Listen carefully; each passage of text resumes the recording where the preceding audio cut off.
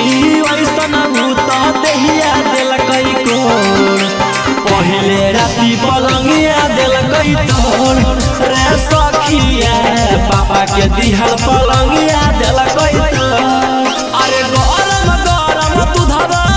उ दिलकई ऐसी छोड़ गरम गरम दूधवा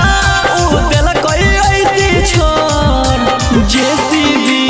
वैसन भूता देहिया दिलकई कोड़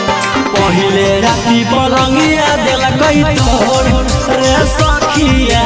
पापा के दिहल पलंगिया दिलकई तोड़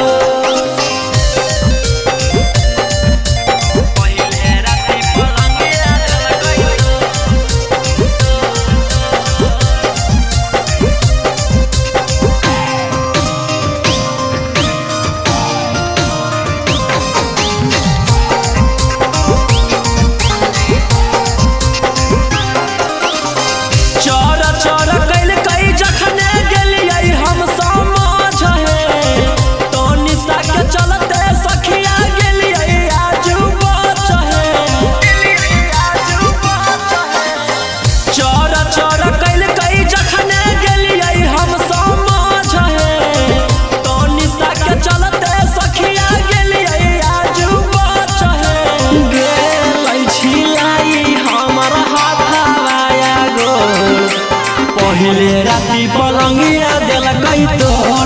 रे सखिया पापा के दिहल पलंगिया दिलकई तोड़